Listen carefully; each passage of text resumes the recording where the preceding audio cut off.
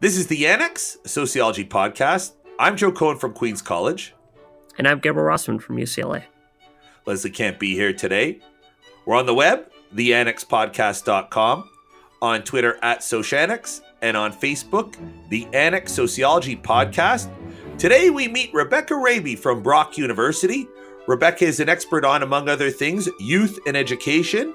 She and her colleague Shauna Pomerantz recently published Smart Girls, Success School, and the Myth of Post-Feminism with the University of California Press. We're going to talk about girls, school, gender, inequality, and much more. You're not going to want to miss this. Rebecca, thank you very much for coming on. Thank you for having me. I just wanted to start off by giving a shout out to Kate Cairns from Rutgers for hooking us up and for her guidance in general on the topic. Now I'm parenting daughters who are moving on into the high school year. So I've become intensely interested as I am not knowledgeable. So I'm grateful that you're here, and I'm quite grateful to Kate for her help in getting this all set up. I look forward to talking about your work later on in the episode. So first, I want to talk about a tweet that's been making the rounds yesterday and today. It's up to like 3,000 retweets and 7,000 likes, and it's by and 5,000 hashtags. Yeah, well, that's how you get it out there, Gabe. That's social media 101. But anyhow, it's from Professor Kakali Bhattacharya. I hope I pronounced that right, an associate professor in the Department of Educational Leadership at Kansas State University. She posted a Twitter thread that blew up on academic Twitter. Basically, the thread was a guide for qualitative researchers on how to engage criticisms of small n's in their study. So I guess, Rebecca, you can speak to this. And Joe, specifically from peer reviewers. Was it specific? But wasn't it? Or well, I'm sorry, no, not really. No, it was just a general. I think it was just a general thing, unless I misread it. No, you're right. Yeah, I'm sorry about that. It was a guide. I guess if you're a qualitative researcher, there's always someone who says, "How much can you learn by talking to 20 people?" Yeah, I guess that's like a fact of life, I guess, for qualitative researchers. And this is like news you can use. And it was sort of a how to deal with that question. And first of all, does anybody else want to summarize it, or shall I have the honors? You're doing great. I'll do it. Okay, so she starts off. It's a long Twitter thread, so I won't go through the whole thing, but she starts off with advising that researchers not fall into the trap of justifying qualitative research using quantitative criteria. And I think that's great advice, right? They're fundamentally different endeavors.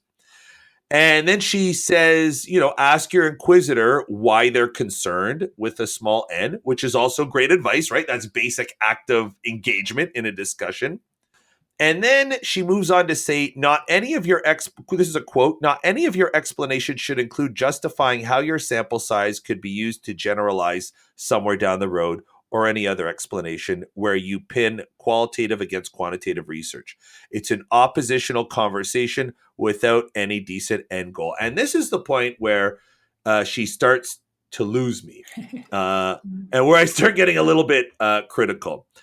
And she gives the thread continues where she gives people a script to follow. And my comment on that is be careful here. I mean, a lot of us have read this thread. So if you go to your job talk and give the script, we'll be like, yeah, I saw that too on Twitter. And here's where you might get into trouble. And stop me if you think that I'm misconstruing what she says that she advises people to do. Basically, she's telling qualitative researchers to pivot towards sort of meta-theoretical differences and sort of frame the issue as one of differing perspectives. And you're supposed to sort of tell your inquisitor that their question is positivist/post-positivist, and that you're operating with a different perspective and you're not concerned with sample representativeness. And here's another quote. She says, again, the key here is to invite them to your inquiry playground and remind them that this is an unfamiliar space for them. They can resist all they want, but you hold firm that you will not defend your methodological decisions using the criteria of goodness for quantitative work. And then there's a few more arguments about how to justify small sample sizes with the number of pages of transcript it produces. I don't think that's very effective. It's not convincing. I'm not going to dwell on it. But here's my thing. Is this good advice when a qualitative person is faced with challenges about small sample size? She says, never talk about generalizability. Go to meta-theoretical differences, make them play on your playground. Don't talk about your research in quantitative terms. I think that's bad advice. I think it's sort of it's sort of fostering like a non-productive dialogue where you're not trying to negotiate your differences. You're not talking about how quantitative and qualitative work can work together, but rather you're presenting it as very hard differences. And it's one that I don't think would serve you well if you had if you were on a job talk or a tough dissertation committee. Did you guys like that piece, or what was your opinion? I can say two things perhaps. Yeah, go. I did like her piece. I liked especially the very beginning, which you seem to have liked as well, that to ask what's motivating somebody by that question. And then I do feel that she sort of seems to then assume a certain motivation and go with that route instead of recognizing that there might be different kinds of motivations behind their question and that you should be sensitive to those. So I would agree on that point. But I also feel that I think often qualitative researchers are asked to sort of justify what they're doing through a lens that doesn't really fit with the qualitative sort of underlying approach. And so I can understand how she's saying, that we shouldn't have to justify the work that we do through this different set of lenses that doesn't really fit with qualitative methods, and that it's our job to then explain that. And I feel that I agree that that it's valuable to have conversations between, where there might be meeting places between qualitative methods and quantitative methods. However, to have those conversations, I think first you do need to have some of those philosophical conversations about some of the beginning places that they come from. Right. How do you engage that challenge? Like if someone's, because you're a qualitative researcher, if somebody says, what are you going to learn from talking to 30 people? What do you feel is how do you engage that type of criticism?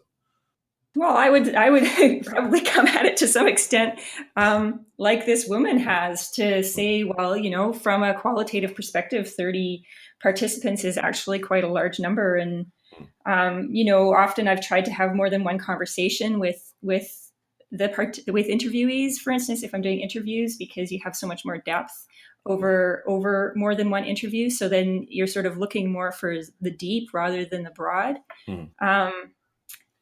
Again, I would be interested in what was concerning them about that 30 and what was sort of lacking from that 30. I would make it clear that, I'm not trying to sort of suggest that this 30 is representative or generalizable in a massive way. I think I would do some of the things that she's suggesting, actually. I would. One thing, though, just one more point, and it's something that I don't see really raised in her discussion here, is that I do think it's fair to ask questions about the choice of the sample, right? So, for instance, if I'm, say I'm doing a book about girls and I've interviewed, a certain number of girls, and some people might not feel that the sample size is large enough, but maybe a more significant question is, have I included diversity in my sample? Gabe, did you want to? Yeah, So what I didn't like about the thread, aside from just the whole thing that it seems like a marriage counseling session, is that I think she hits a real own goal with saying, "Oh, you should say you're positivist or post-positivist, and I'm subjectivist, blah blah blah." Which, regardless of how she means it, or regardless of validity of that, is basically, you might as well just save time and say, don't hire me, don't publish my paper, don't do whatever it is that I'm seeking for you to do. Because people are going to hear that and think it means I don't believe in facts, and that's not. that kind of epistemological issue is not necessarily entwined with qualitative versus quantitative research. I don't think it's necessarily the case that every quantitative researcher is a naive empiricist, and every qualitative researcher is, completely thoroughly phenomenological. I mean, it does tend to be the case that quantitative researchers are interested in patterns among easily observable things that they necessarily have to be somewhat naive about and take for granted, even if they try and problematize them. And I could give you a big list of ones who do. And it's also the case that qualitative researchers' comparative advantage is meaning. But that doesn't mean that you have to say, "Oh, everything is totally subjective," and I reject. It's just a way to shut people down and say, "Oh, okay, I'm going to leave this talk as soon as I can. As soon as the Q&A starts, I'm just going to bail because I don't want to be part of this nonsense." I would pick up on one thing that there was one tactic in that string of advice that I thought was not very good advice, and it's that, and I mean, she's a senior person, right? She's an associate professor, so I'm a little bit surprised to see it coming from that. But my own experience has been, after a little while in this business, you've run into people who deal with criticism by affixing labels or giving you mountains of citations, that more than you could expect them to know. Yeah. And, once you see it enough, it feels like a dodge. Like I wouldn't do that if I were a student. Like everybody gets snow jobbed once by the person who rings off 30 articles that they say you should have read, but you didn't. And then you look it up and you're like, that's not at all what the article said. And then after that, all that meta theory and lit review, it's not an effective argumentative tactic, I think, for people who I think are serious. Yeah, I think that there's two. Yeah, I totally agree with that. And also there's just the idea of just because you're giving me a list of citations doesn't mean I find them credible. So I would say she does an interesting thing where I think that there's like the scientific epistemology issue of, how valid is a source of knowledge. And then there's also the kind of, show-offy aspect. And unfortunately, I think she's basically right in seeing some of this, the implicit motive in some of these things of being basically, oh, you only did this much. Right. And, and it's almost more about measuring the effort. Right. And so saying like, well, I have 1,000 pages of field notes, and so, even though you have 2,000 people in your data set, each is only one line in a CSV file. And, as measured in kilobytes, I have more data than you, it's kind of a silly argument, but I think she's actually right that it might be effective in some cases. But, I think the real argument is not like getting into side arguments about, positivism. I think that's a terrible rhetorical strategy. Yeah. The real way to handle it is just say, when you're concerned about generalizability, you use quant methods. And when you're concerned with exploratory approaches and or unpacking meaning, you use qualitative approaches, and they can be complementary with each other. And that's generally a good way to answer things. And I've found that like when I'm giving a talk or something and somebody answers a question, they don't actually care whether you know the answer or not. They just care, are you creative enough to think about how you would go about knowing that? And people generally love it if you say like, well, that's actually a case where the other methodology would be good. And, I'm primarily a quant, and I've answered questions with saying, well, that's where we need ethnography. And I think, it'll be a much more effective tack. Likewise, if you're qual and somebody asks you a question and says, well, that's actually a case where quantitative studies would be able to help us, rather than just saying like, well, you're a positivist, go away. Even if you say it, it's very like, well, what I hear you saying is that you're a positivist, but where I'm coming from, with the like very I statement type stuff, it's still effectively saying, I reject your epistemology and the horse it rode in on. Well, it's a character argument at the end of the day, right? You're pigeonholing someone and then you're attacking the pigeonhole in which you had them. I think it's just not convincing. Like if somebody asks you that, either they don't know anything about qualitative research, and so that's not going to be convincing, or if it's a job market, they might want to see if you just understand, how to talk to quants, or maybe they have some type of genuine concern. But in any case, I think ultimately the tactic that she recommends is great if you're a tenured professor and you don't have to convince people. But if you actually are in a position where you have to convince people, you're in a much better position to find common ground and try to be persuasive and bring people over to your side rather than argue against them. I hear you. I hear what you guys are saying. There's one other sort of maybe side to this, and that's, and I've heard this given by people where they just sort of talk about mixed methods in a really sort of easy way, right? As if it's, as if these things you can just sort of go back and forth really easily. You can combine them both in a project. And, I would be interested in, say I had a candidate for a job interview, and I would rather they be able to recognize some of the deeper philosophical differences that sort of exist. Maybe if we could look at it as a sort of continuum on the farther sides of the continuum, right?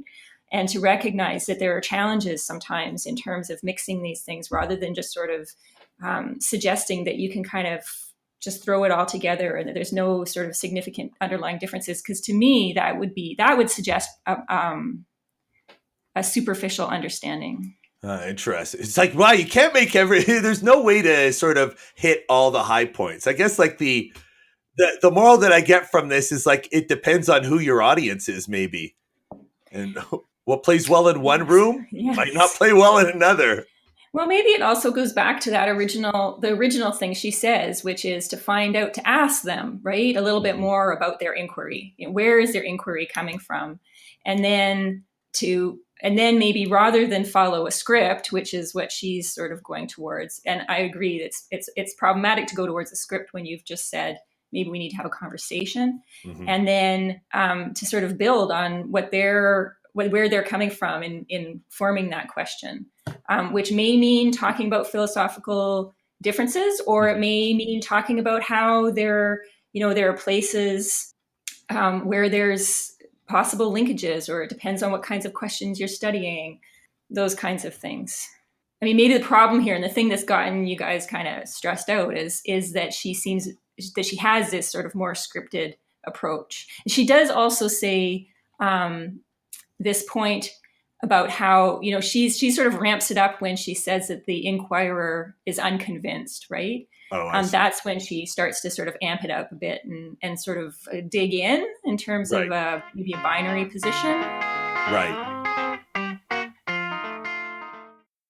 Yeah. So the other day, as most of us are, especially now, but constantly, I ordered an Amazon package, and it showed up as it was delivered, and it wasn't there when I went to look for it. Yeah. And it got me thinking that, a substantial part of all U.S. retail, and a growing part of all U.S. retail, is based on a delivery model of, you order stuff and it gets dropped off at your house. And basically nobody has a locker outside their house, although that does seem to be the future. And very few people have a doorman building. And even people who do have a doorman building, it wasn't built with the capacity to have, a small warehouse in the foyer. So, we essentially trust that people can leave stuff on our porch and it will remain there for, 5 hours until we get home from work. And then it'll be there for us to pick up. Right. And I realized that this business model of delivery, and particularly delivery dropping off, not delivery like a pizza where you're there to receive it, is based, we think of this as based on various things. We think of this as based on, first and foremost, just the existence of the internet, and everyone has a cell phone. And, maybe if you think a little harder, you'll think about it in terms of it's based on kind of a sharing economy business model of, people kind of bid for tasks and flexible employment arrangements and all that sort of thing, or competition. Just the advances in logistics, computer administered sort of delivery systems. Yeah, exactly. So you mostly think about things like the kind of like first level thing you'll think about is technology. People have the internet, but actually if you think about it, really mail order could work well with catalogs. Like I'm old enough to remember when you got paper catalogs and you'd get one a month or one a quarter, and you called an 800 number and it would say allow 6 to 8 weeks for delivery. Yeah. And then it wasn't fundamentally different to call a number and have someone at the other end of the number typing something into a computer than to go on your own phone, dial up your modem and type it in yourself. Really, it's just the logistics are just amazing nowadays. So you think it's not just the computers, it's also logistics. But I was thinking, actually, probably the most fundamental thing is crime is relatively low. Yeah. Like, especially compared to how it was. I mean, I think people often forget this, that we had a huge crime wave in this country from approximately 1965 to approximately 1995. The homicide rate doubled in the 1960s, and it stayed high all the way until the mid 1990s, and then it crashed. And most other crimes went up pretty high too. And if you think, when did Amazon launch? I forget exactly when it was, but it was sometime like 1997 or something like that. And we think of that as the time when everyone had the internet and people had Netscape and that sort of thing.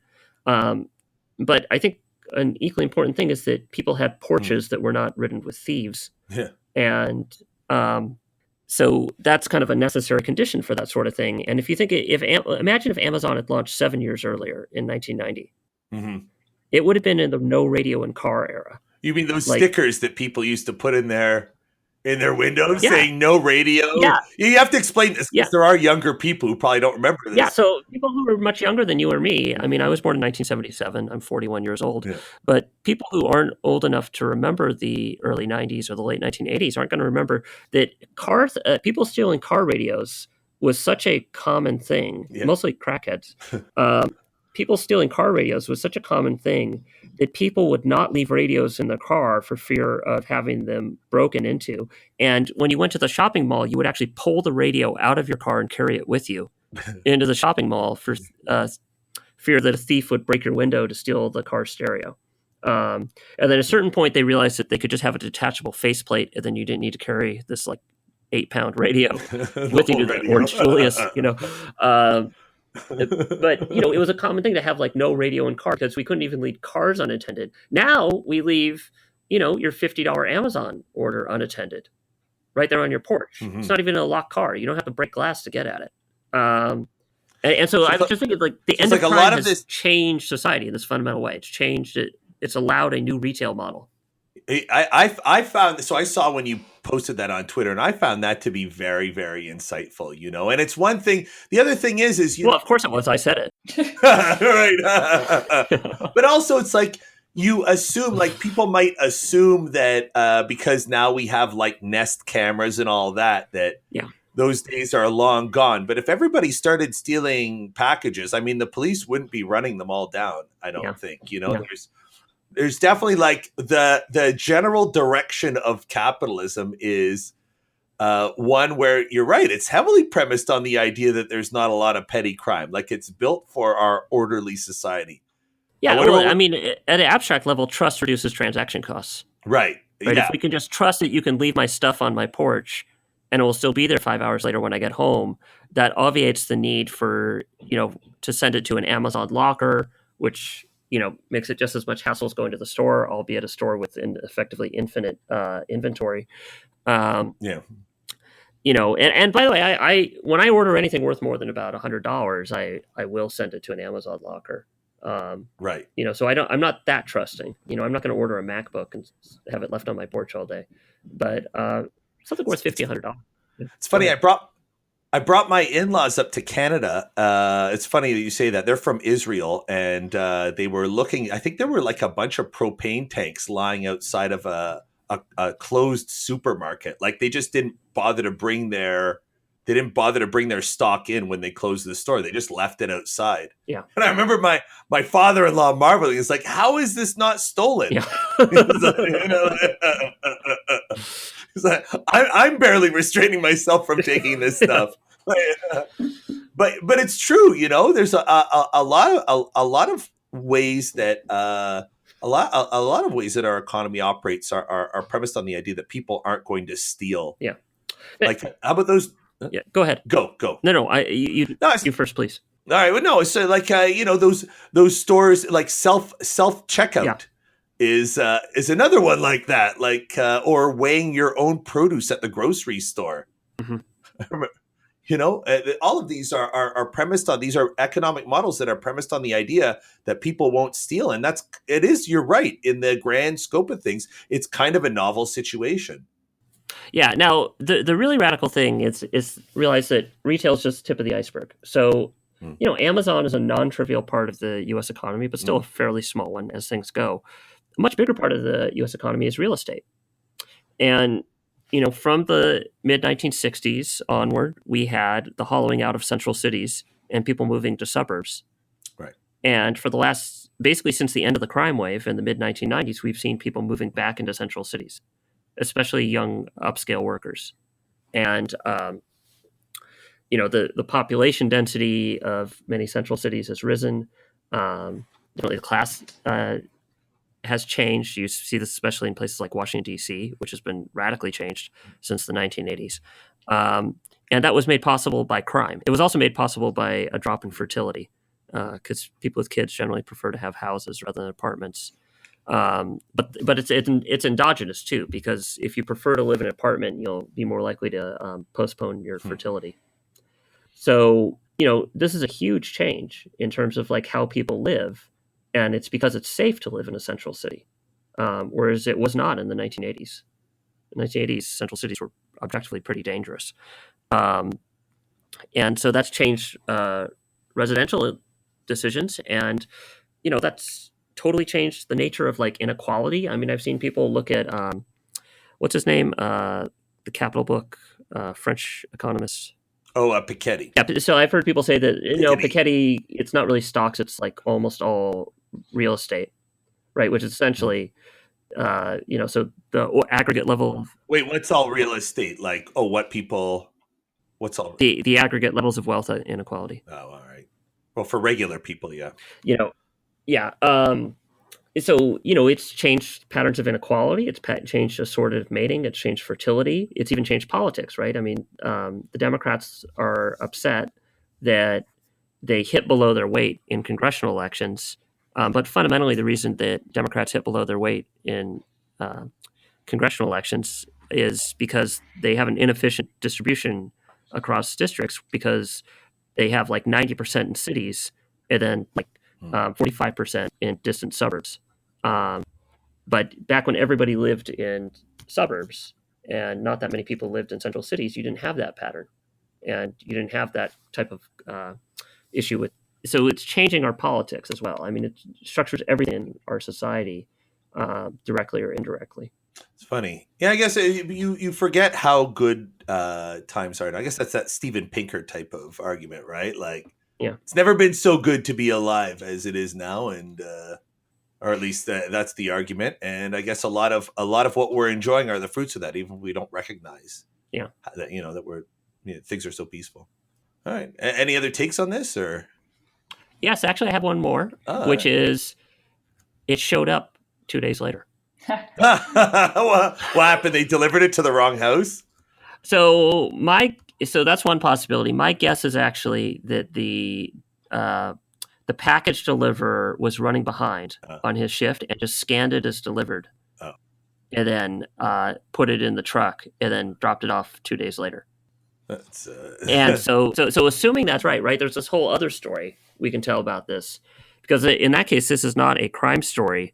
This is kind of a modern Taylorism type thing of the employer tries to monitor the worker through digital means, but also sets a very high, effectively piece rate economy. The worker finds it unfeasible to maintain that pace of production, and so they cheat. But really, in effect, by cheating, by pretending to meet the production quota, they're really denying themselves overtime by making it seem like that production quota is feasible, which it's not, apparently. So I've been thinking about this issue of crime and a decrease in crime, and I can't help but thinking about this idea of sort of self-regulation and self-surveillance that seems to be so much part of the organization of our culture now. For instance, even like a lot of transit services, for instance, are sort of based on the assumption that you could get arrested if you're cheating, but there's no sort of constant vigilance of every single person that they've paid. Yeah. And that's sort of based then on the assumption that you're going to you're going to assume that you're always being under some kind of surveillance, and you could be caught at any moment. And so then you kind of address your behavior accordingly, right? And I'm wondering how much of that is part of the process when we're talking about things like the delivery of Amazon packages. So that was one thing that I was thinking about. And the other thing I was thinking about was how, I was just trying to imagine listeners in all sorts of different kinds of settings, different kinds of housing settings, different kinds of communities. And absolutely, there are going to be some communities where people feel a lot more comfortable having their packages left on their porches than others, right? There's going to be certain contexts where people feel really worried and uncomfortable. But I'm thinking about, my own street where, the surveillance system here is neighbors, right? There's people out and about all the time. And I think that, the observant neighbor phenomena is potentially decreasing these days, but certainly in some communities, I think it's still strong. And that would be part of that sort of internalized self-surveillance process, right? Where people are realizing that, like if somebody just walked up to some people's porches and stole stuff, other people are going to see. Yeah. There's a possibility that it's like three upper middle class professors being like, oh, isn't the world wonderful these days? How there's no crime. Right? I'm like, I don't think so. Yeah. There's totally that potential. But also, self-regulation what an asset to society though, right? Like when society sort of builds in that assumption, like, we can do so many things that make life so cheap. Like I think about going on the train and how I can just buy my tickets on on my cell phone, and maybe the guy's going to check it, maybe he won't on New Jersey Transit. And it keeps the cost of the train down. It allows me to conveniently get my tickets. Like there's just so many assets that this assumption purchases. But is this self-regulation thing like an unalloyed good, or do you see like any problematics with it? Well, I think that certainly some people can maybe feel like they're less likely to be surveilled than others, right? We know that certain people are more likely to be stopped on the train and asked whether they have a ticket or not than others, right? So it's not a system based on sort of equality, I guess, of experience. And it depends, right? Like if you're interested in a sort of certain kind of orderly society, assuming that society is generally working for the good of everybody, then I suppose, yes, it would make sense. But if you're thinking about issues in society that need to be changed, need to be addressed, inequalities that are being maintained, and that you need people to maybe disrupt and to change things, then if we're all undergoing this sort of massive self-surveillance, then maybe it's not so great. Yeah. As Foucault would talk about normalization, right? And how we're sort of reproducing normalization. It's like breaking our will for independence and sort of freedom in a way. It's like right. And then if we've that how can we even stand up to injustices if we've so internalized the governmental system that we're embedded in? It would be like, you'd be like, well, I know the world's unfair, but if we do something, it might endanger my my Prime 2-day shipping. Well, you have a stake in it, in a way. It's popular 2-day shipping. Anyhow. Apparently 2-day shipping is really bad for the environment. That's what I was reading recently. Oh yeah, totally. That the faster you want something shipped, the greater your footprint in terms of your ordering. And the human cost. I heard this crazy podcast on the New York Times Daily about what those warehouse workers have to endure. And it sounds awful. Yeah, really horrible working conditions. I know, but then you're looking at it, and I was looking on Twitter, and people are like, well, I'm canceling Prime, and I'm canceling Prime. And like, I want to believe I'm a good person, but geez, I'm really reliant on Prime too. And it makes me feel awful, which maybe I should be feeling awful about it. So there's this piece that I wanted to discuss in the Washington Post by Elizabeth Brunig called "This is U.S. Politics. Are You Triggered?" And it was published on November 28th. And the article describes a new triggering style in U.S. politics, and it's something that Gabriel, you were talking about. I think was it last year when we did our segment on inviting Milo Yiannopoulos to UCLA? Something like that. Yeah, something like that. So basically, the triggering style, it's a style of political dialogue where the goal is to infuriate those who disagree with you. So as an example, Brunin gives this example of reactions to the migrant children crying about being separated from their parents at the southern U.S. border. So one style of politics might dispute whether or not like this is really happening or whether or not it's representative. So like there's a style of arguing where you're disputing the fact. Or maybe another style might be to acknowledge that these separations happen, but to justify them, say it's necessary to defend the border, whatever. The triggering style would be to respond in a way that is designed to infuriate those who are angry about the separation. So you might be like, yeah, I love seeing children cry. It was the highlight of my Thanksgiving, or something like that. And there's no effort to convince the person who you're talking to, right? There's no effort to criticize. The goal is to emotionally trigger someone and push them to the point that they're screaming, name calling, and all that. And either you just relish the suffering of those with whom you disagree, or maybe you use their behavior, their reaction to discredit them. And it's certainly something that happens on both sides of the political spectrum. It's definitely a style that's advanced by academics. Do you remember last year we did a segment on George Ciccarello? I think what's their name? Ciccarello Meyer, that political scientist who said he wanted white genocide for Christmas, or that he threw up when someone gave their seat to a veteran. And then he got onto Tucker Carlson and he became an object of hate on the right and got a flurry of death threats. And then he had to resign his tenured position at Drexel. Remember that guy? Yep. So like, it's like, so it's all, yeah, everybody. So it's around, and it's popular. And so I have a question. For one is, do you see this triggering style? Is this a thing that's commonplace, or is this just another example of like a journalist who's trying to get 600 words of content off of 5 people's tweets? Like, is this really a thing, or are we blowing this up? Oh yeah, it's definitely a thing. There's whole websites where this is their business model. And, and there's kind of like this weird. Your mention of Tucker Carlson and Ciccarello, I think it was Ciccarello Mayer or something like that. Anyway, whatever, something like that. There's this weird like symbiotic feedback that you see of people who kind of love to hate each other.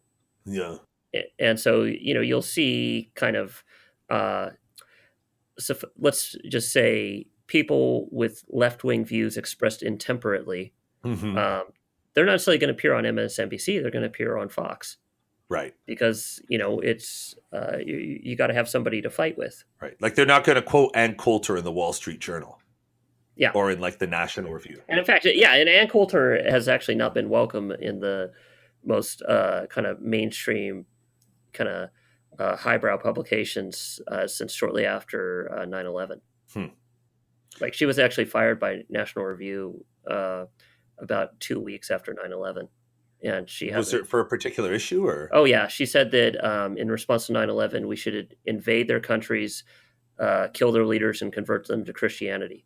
Oh. And National Review fired her and hasn't had a piece from her since. So I got a question. Is this like, so this sounds to me like civility in politics. Like, is this what we're trying to avoid when we ask for civility in politics? Like, it's a shame Leslie's not here to talk about that. Maybe we'll have to follow up with her. But like, is this? Well, I think that's a little different. And I don't think Liz herself is like a civility monger. And in fact, I know that she would criticize civility mongers and say like, basically, you're saying shouldn't get mad about stuff that they have a right to be mad about. I think her point, which does not contradict her general contempt for civility as a principle in of itself, is there's a difference between being intemperate and being the whole point of what you're saying is to upset the other person. Like right. There's a difference between me saying something that upsets you, necessarily believe it, and me doing like deliberately trolling you and saying you mad bro. And she's really talking about the latter. Right. The you mad bro type of thing. Yes. Is it, Rebecca, is this catching on in Canadian politics now? I've been out of the loop for quite a while. Or is this something that's an American beast? We like to think that we're really polite up here. But I think that that this has been maybe triggering or baiting or just sort of saying things that are deliberately provocative is something that is fostered, I think, partly through a lot of the anonymity online.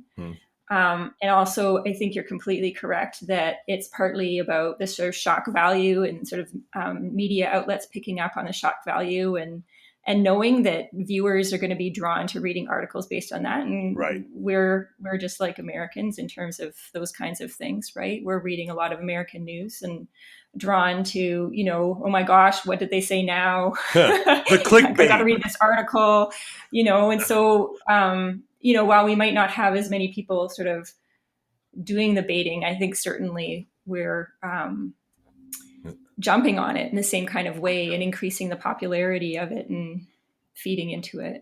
So like what's going on with this? How, like, what does it say about our society that the triggering style of politics is sort of becoming a major form of political dialogue in society? What's that saying about us, where we are as a society? Well, I think it's epiphenomenal of the general trend in negative partisanship. Okay. So if you look at the work of people like Iyengar and Westwood, they found that partisanship is at levels not seen in the modern survey era. Although obviously partisanship was higher in the 19th century in this country, because the two parties fought a war against each other. Yeah, that's pretty partisan. Yeah. So, but we do have this intense negative partisanship, and people use the term negative partisanship rather than partisanship because it's not so much that I love my party and their agenda, it's that I hate and fear your party. Right. And this is one way that you can like motivate voter turnout, where it's like, look, so let's say that you're talking to an evangelical Christian and you're trying to convince them to show up and vote for some guy who you just heard a tape saying, well, you got to grab him by the pussy. And the way you're going to do that is you're going to say, and it would not be an implausible argument to make, that if Clinton gets elected, then this, that, and the other thing's going to happen that would terrify you. Mm-hmm. And so however much you don't like your guy and are unenthusiastic about your guy, and, in late 2016, evangelicals were still pretty unenthusiastic, although to a certain extent they flipped by now. You're just going to say, well, it doesn't matter because the other person's much worse. And so there's a certain way in which politics is about hating the other side. And this is just kind of like the fun and games version of that. That one way to engage in political discourse is to kind of mock the other side. And there's also something to it of it's simply fun to see a blowhard get upset, right? You can't have the Marx Brothers without having Margaret Dumont. And there are a whole lot of Margaret Dumonts in our culture. Now, I don't think the kind of thing of Liz's example of people basically being excited about tear gas is a case of that, because I don't think it's unreasonable for people to be upset about tear gas in the first place. But there's plenty of cases, and this I think is fundamentally why college kids love to invite Milo, where there are absolutely ridiculous aspects of campus politics, and people just saying really stupid things, and making you feel like you're not allowed to state your own opinion in the discussion section of your sociology class or whatever. And so it's fun to piss them off and almost like get retaliation. And so that's why you see college kids doing the childish thing of saying, let's invite Milo, and he'll say something that offends all these people who annoy us. Trigger the libs? Yeah, exactly. Or own the libs or trigger the libs, one or the other. Yeah. I caught this story on from Popat on Twitter. A Florida Atlantic University student was arrested for a Twitter post that was deemed to be threatening. The post was purposely written in a dialect, which I'm not going to try to reproduce here, but the student wrote it with a very heavy dialect for effect, I presume. And basically, he was tweeting to his girlfriend, and he said, quote, "I'm going to kill this professor. This is my confession to a premeditated murder in response to a 7 a.m. exam scheduling." And the 20-year-old student was arrested for issuing threats. And someone called the police on him. It might have been the instructor. I don't know. And there have been two reactions to this. One is in support of arresting the student, right? It's uttering threats. That's a crime. There have been incidences of campus violence. And after the fact, everybody would have been asking, well, why didn't anyone report them? But on the other hand, I've heard others argue that he was a black student and that no one would have called the police on a white student and that there's some type of tacit racism at play. So what's your reaction to this story? Like, we know that young people say things that they shouldn't. We know that, like, the threat of violence is something serious. What's the protocol here? Do we automatically call the police? Do we exercise discretion? First, I think the student erred in that he should have threatened to kill the scheduling office, not the professor. Because it's not the professor's decision. Oh, that's terrible. But true, kind of anyway. Something of an administrative role. I don't get why it's all or nothing. You know, like you either get arrested or nothing happens, right? Like, is there not some kind of in between place where, you know, that the accusation or the statement is followed up on, concerns are raised, the person is talked to, you know, the severity is determined without arresting somebody. And, you know, I don't think that, I think it's hard not to point to the pattern where it does seem that if you are black and you do things, you're more likely to be arrested. Well, right? What a Canadian response to that, right? Like, does it all have to spiral out of control? Right. Well, I don't know, because go, Gabriel, go. So at UCLA, we have a thing called the Red Folder Initiative, which, you know, they call it the Red Folder Initiative, and they never exactly explain what it is. But you look at it and you're like, oh, this is the Break Glass in Case of Crazy Student package. And, you know, and basically it's a folder they give to every faculty member. And there's obviously an accompanying website, because who can find a piece of paper they got in their mailbox 2 years ago? Right. And basically, when you encounter a student who is being erratic or threatening or otherwise a problem, you go on there and there's a bunch of numbers you're supposed to call. And I have no idea what the procedure is. I don't imagine it involves the UCPD immediately tackling them. Right. I mean, on the other hand, like, in a way, Rebecca, I think of your situation, how I would behave in Canada as opposed to here. And like, obviously I'm a Canadian, so maybe I exaggerate the threat of like gun violence in my mind. But, you know, in a place where, you know, anybody can come in with automatic weapons. Well, I guess they had it in Canada too. For sure. You know, I think about this all the time as a professor with a large class of, you know, young students who are getting grades and things from me, that all it takes is one person who is really upset about something, that we could have a situation. I think that could happen here. Yeah. But I don't think that, well, and obviously, you know, if there was a threat like that, then it should be taken really seriously and something should be done and it should be addressed. But I'm not sure that that means that you immediately have to go to arresting somebody for doing that. Yeah, I wonder. You know, I would want to find out more about what's going on with this young person. Yeah, I guess there's a lot, like, you'd have to know the student. My first reaction to something like that would to bring them in and lecture them about being of social media use, unless the kid gave me bad vibes to begin with. I guess it always depends, is the moral or the... Mm-hmm. I think so. All right. I think you guys are overestimating how much, I mean, realistically, how well do you know all your students? I mean, if you have a large lecture. Yeah. I don't know them. Yeah. I don't know them. Yeah. Which is why you would have to follow up. Which I know that inside our university, there are protocols where they follow up on certainly any instance where a student may, you know, tweet something that indicates any kind of potential that they're going to hurt themselves, that there is immediate follow-up if that's detected by the university, right? So presumably you would have a similar follow-up with this kind of situation. Wouldn't that make sense? Yeah, totally. It would. I don't know. It's so much more present on your mind here than it would be on my mind up in Canada. I don't know if it's a country thing or not. Well, I mean, you guys have had way more shootings than we have, right? So that makes a lot of sense. Well, and sometimes they do involve students who are upset about their grades or whatever. I mean, at UCLA, one of my colleagues in STEM was murdered by a former graduate student who was angry about. Oh, I remember that. You know, something about his academic career, and the whole campus was locked down for an afternoon. Good. All right.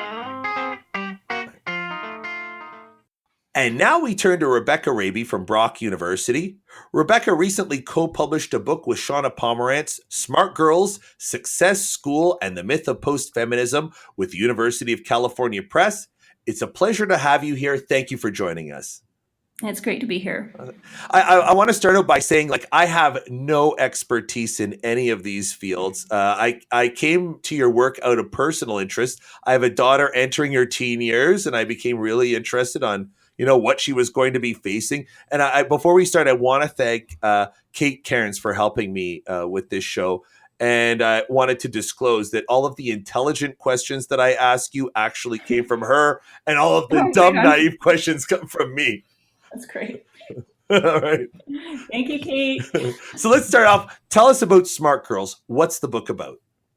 So the book began at a really different moment in time that we're in right now, actually, where there were stories abounding about girls thriving in school, and in fact thriving so well in school that they were leaving boys in the dust, and that girls were sort of taking over, that that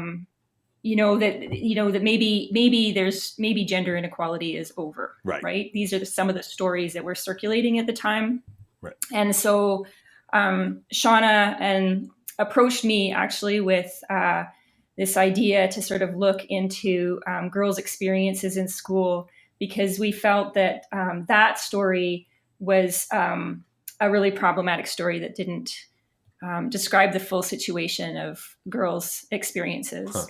And so we talked to a whole lot of girls, and we also talked to some boys about their experiences, like so self-identified smart girls and self-identified smart boys, about their experiences in school, particularly in terms of navigating peer culture. All right. And we were interested in the challenges that they experienced, and we certainly found challenges that they experienced. Examples of girls dumbing down, for instance, right? Which, one would think that maybe that doesn't happen anymore, but certainly it was happening in stories that we heard from the girls. And there was even one fella who said, like, I don't mind a girlfriend who's smart, but, she can't be smarter than I am.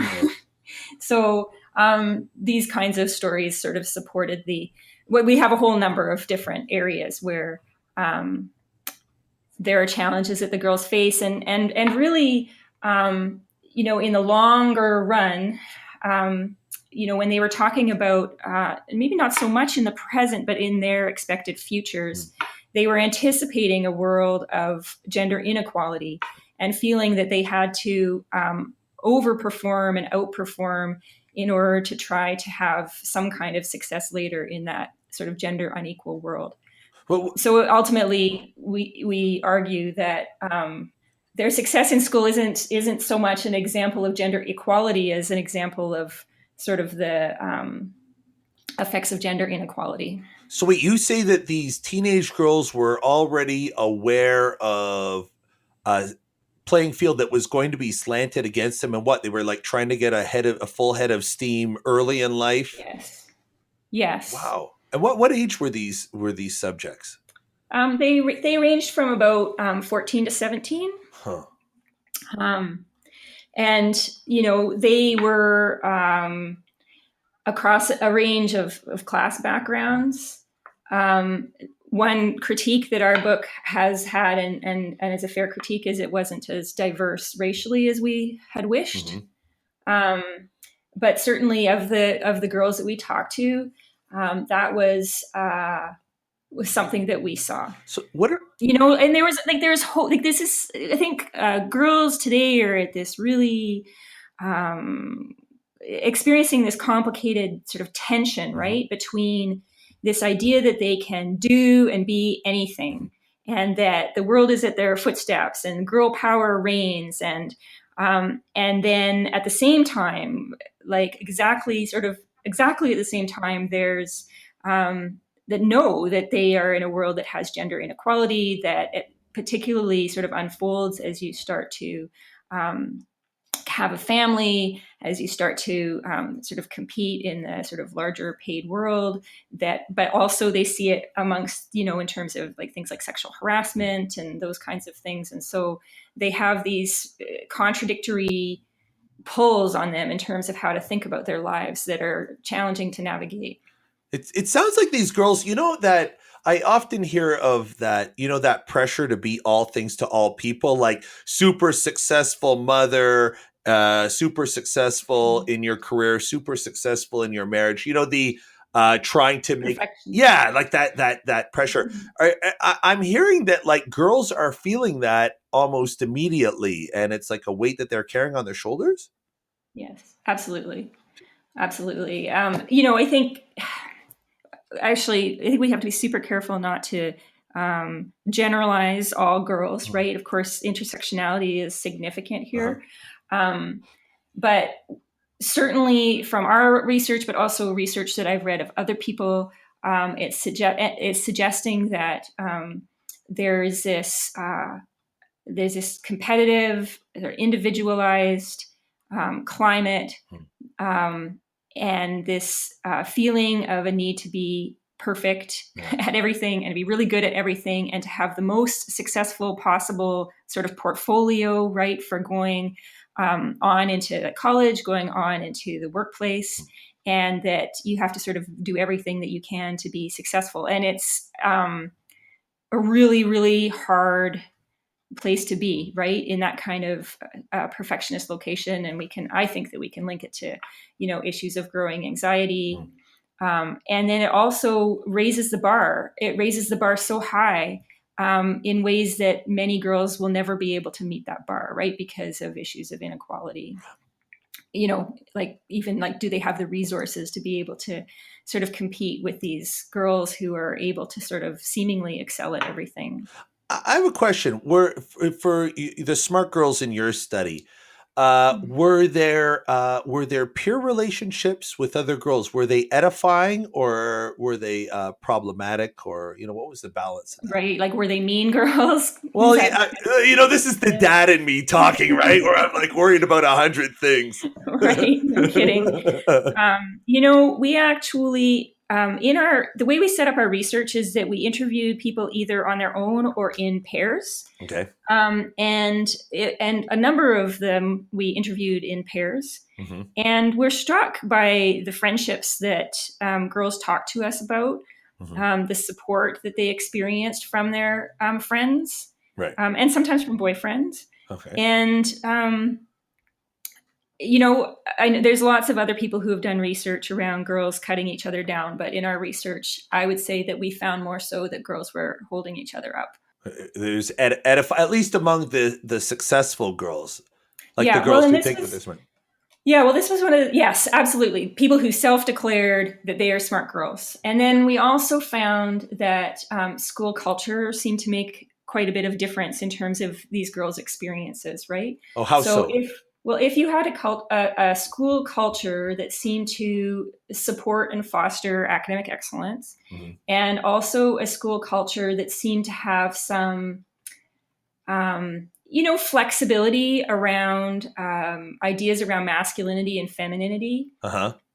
Schools that had that were large enough to sort of have a diverse population base. Schools that had programs like coding for girls, right? Or like a reach for the top team that was sort of valued just as much as the football team, right? Oh wait, those kinds of contexts helped. Reach for the top is oh right.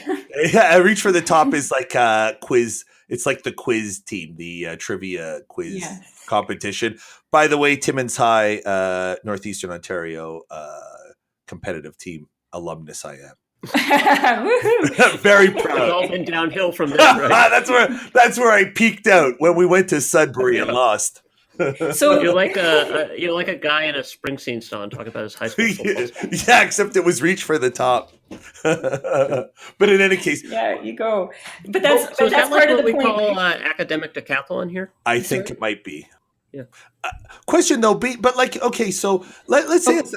Oh, I'm sorry. Did I cut you off? I just wanted to say one more thing about that. Yeah, and that about the school culture to link it to the question about peers, right? Yeah. Is that so in that kind of school climate, right? You have a popular reach for the top team, then you're hanging out with other kids who are, excelling academically like you are, and you're feeling more like it's okay than in another kind of setting where it might be that the sort of peer culture is less welcoming. And we certainly talked to girls where the peer culture was a lot less welcoming.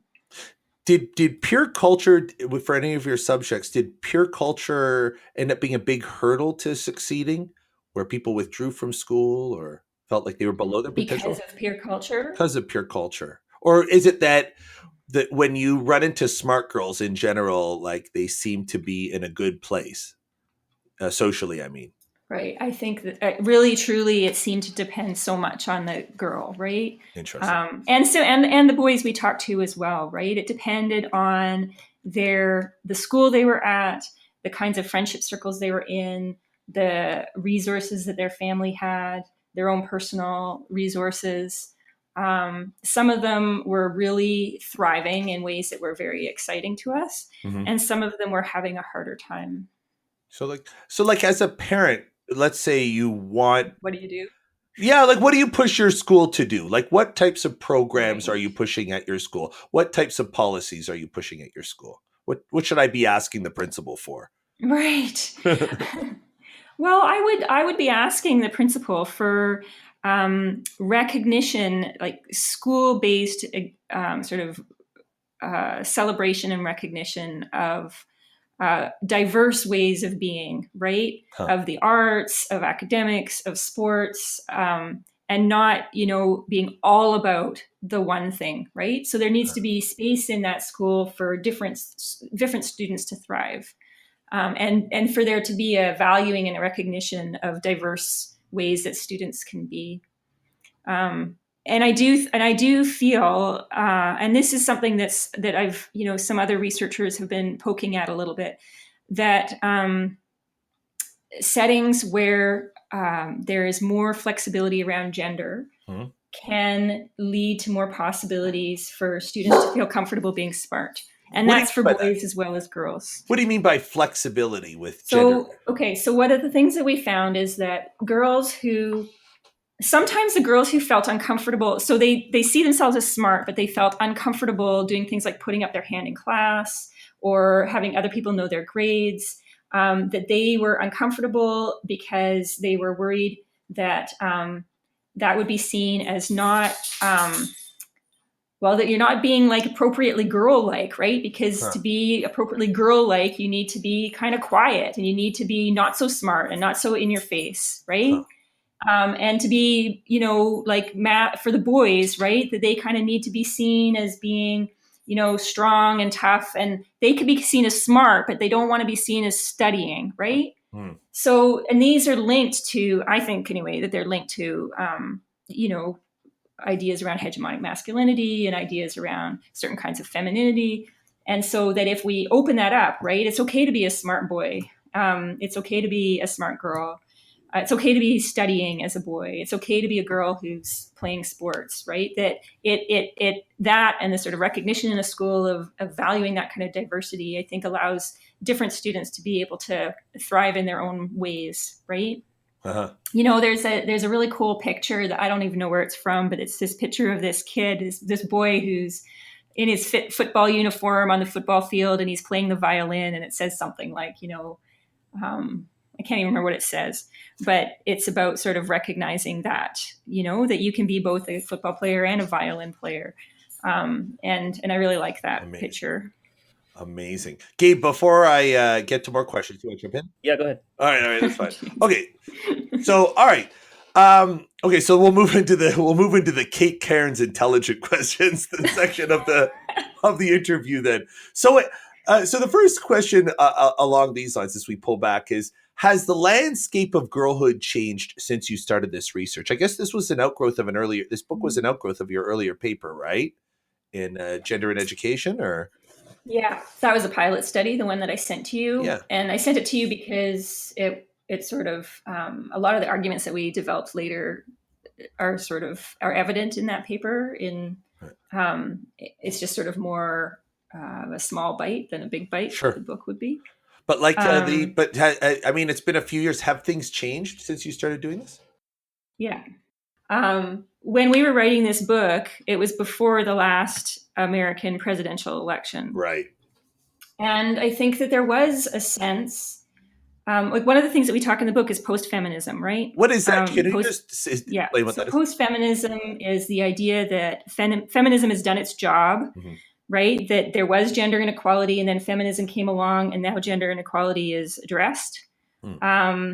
And that we're in this sort of post-feminist age. And people have talked about like a post-race age as well, right? It's all linked to this sort of neoliberal idea that,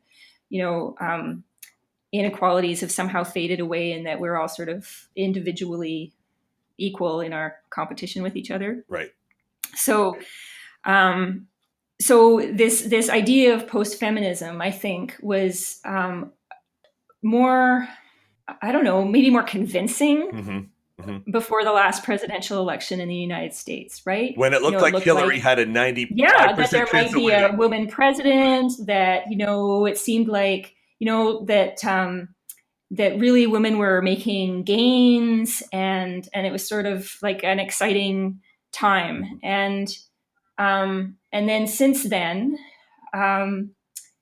there's been a shift, right? And we've seen the rise of the Me Too movement, which on the one hand can be seen as a movement of power, but it's also a movement that's about really drawing attention to significant ongoing gender inequality, and especially how, like, some of the responses to that, to women's disclosure of having been harassed or assaulted or whatever the case might be, right? And so I think that has shifted. I also think that there was this period of time, certainly in my own work, where there was excitement about the possibilities of the online world for young people. And I still think that there are exciting possibilities of the online world for young people, where they can share their voices and that they can speak their mind, and it's pretty accessible.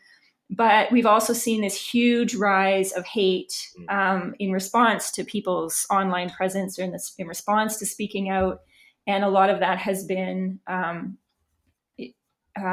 misogynist, right? Like, it's often more likely to be directed towards women in really hard ways that makes it more difficult to speak up. And so I think that actually, our book, there's some parts of the book that's kind of depressing, right? That there's these sort of ongoing inequalities that these girls struggle with in their everyday teenage lives. And I think that maybe if we did the study now, we would find that to still be the case, and maybe, but maybe a little bit more recognition of the ongoing inequalities that they're experiencing. Like, maybe there's more of a language. Like, this is one of the things we talk about in the book, is that a lot of the girls, they could identify inequalities, but they didn't seem to have a language to talk about them. And I'm wondering if now they might have more of a language to talk about them. Yeah, it's like a double-edged sword, isn't it? It's like it's nice to be sort of oblivious to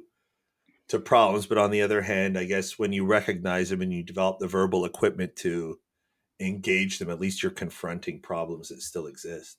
Yeah, absolutely. So, and then what about this whole line of research, engaging, girls' identity and education? What do you feel this line of work has to contribute to broader sociology debates? Like, are we getting beyond adding girls in, to quote Kate, or are there deeper contributions to be made?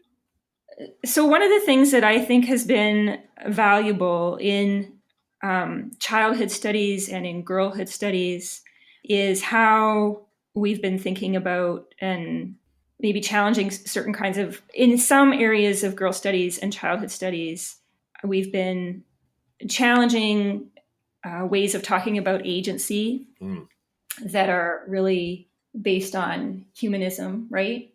So on the one hand, so in child studies, first there was sort of this wave of interest in recognizing children as agents in a humanist type way, right? And recognizing girls as agents, and recognizing them as sort of able to make change in the world that they're in, as having a valuable voice, as being meaningful participants, which was really different than how children and especially girls were portrayed more sort of historically in sociology and psychology.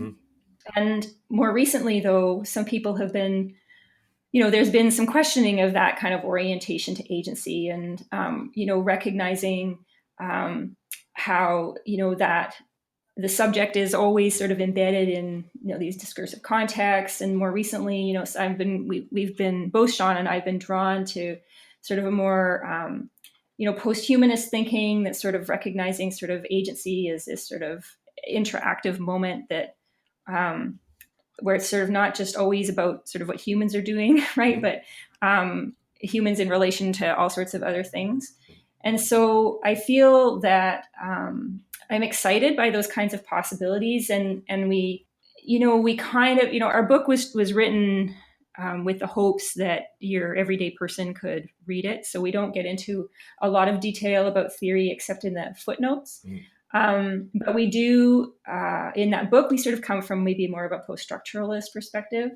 And I've been excited by sort of how our thinking, along with a whole lot of other people's thinking, is raising questions about this idea of agency. And I think that, and it's cool, I think that some of that's coming from both childhood studies and girlhood studies. When I was looking at your work, I really liked that about your whole take on stuff. I loved how you don't infantilize young women, and everything that I've heard or read from you, I'm like, wow, what extraordinary young women, or what smart young women. And I know you've done work on like children's rights and treating, respecting children. And it's a really interesting take. Even if you parent a child, sometimes you see them as children, and you underplay the. It's natural or it's easy to underplay the degree to which, they're smart and aware and critical and, deep in thought. So I like that about your work a lot. Oh, thank you.